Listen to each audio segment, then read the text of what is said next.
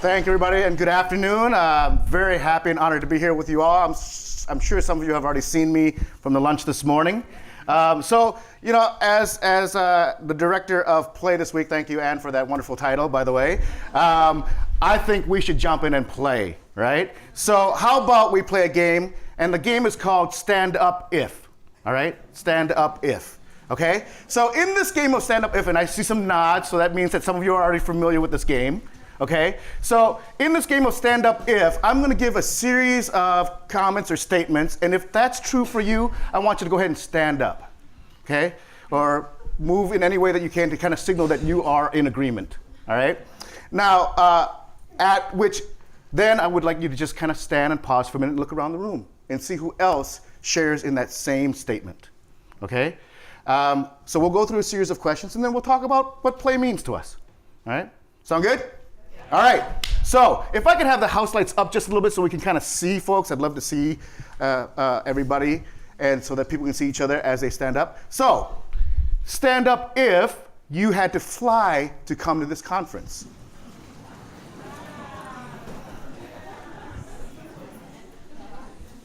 Awesome. Okay, go ahead and sit down. Stand up if you had to travel internationally to be at this conference.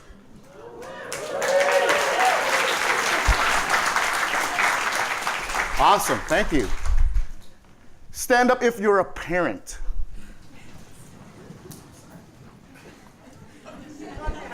So play can be very important to us in this room, right?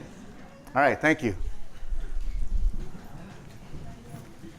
Stand up if at any point in time over this year, you found yourself rocking out, singing along, and being caught by the driver next to you in your car.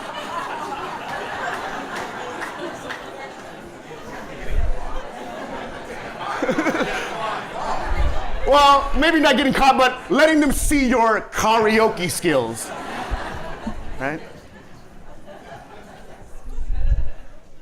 Stand up if you've had a chance to play in the last week.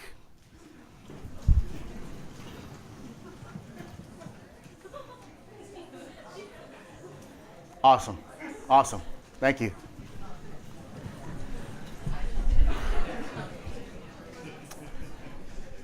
Stand up if you have a booty bump partner.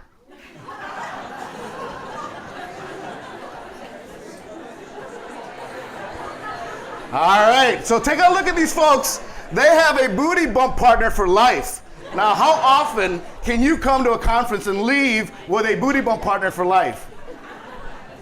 Right?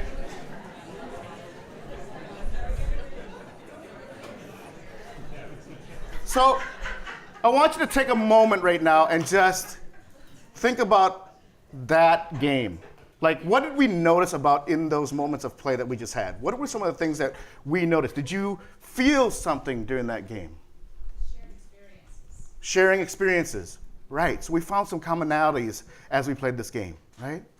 Did you see yourself changing as far as your physicality in the way that you reacted to those statements? Yeah, right? Think about where your head was during that game. Was it thinking about all the things that were happening, the noise that happens in our life? Or where were we in that moment? In the moment, right? So when we think about play, and I've had the honor and the opportunity to be a trainer for Playworks, which Elizabeth had just spoke about. And so in the last 5 or 6 years, my job has been to travel the country and work with adults and talk about play and teach and train adults on play and what it means to our kids and how we can make play more inclusive, more positive, building the culture of, that positive that we want our kids to experience at schools. And a lot of times when I come to these trainings, I'll have an audience of a pretty mixed group. I'll have principals and school level teachers, and I'll have, recess paraprofessionals.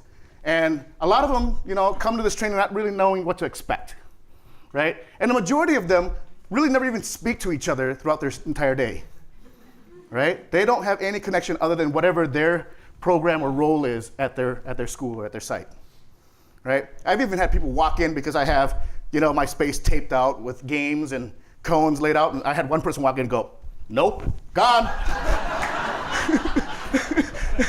And I'm like, what? You haven't even tried it, right? But yeah, so you get this kind of mixed group of people who don't really have that chance to talk or communicate. And so we teach games during this time so that they can understand how games are played and how they can bring it back and make it more inclusive and positive. But the one thing that I always realize when I do these trainings is not so much what they learn about the games, it's what they learn about each other, right? It's how they interact in that time and space with one another. It's what they do to connect. Right? So when we think about play, we should be thinking beyond the point of it's games and activities that are for fun. It is the platform that allows for us to connect socially, emotionally. Right? It is the one thing that we know that makes communication good because we can understand our folks socially and emotionally. We're connected to them. Right? And so for us to have that great sense of communication, when we play, we're going to learn each other's communication styles. So this week, I encourage you to come out and play with us, right? We're going to have wonderful games that are going to be about cooperation and strategizing and networking and team building. But really, it's just about making the connection, right? So I leave you with 2 quotes. One, we don't stop playing because we grow old. We grow old because we stop playing. You've heard that one, right? So we are never too old to play. So get out and play. All right? The other one I'm going to leave you with is you can learn more about a person in an hour of play than in a year of conversation. So take an hour and join us and come out to recess. Thank you.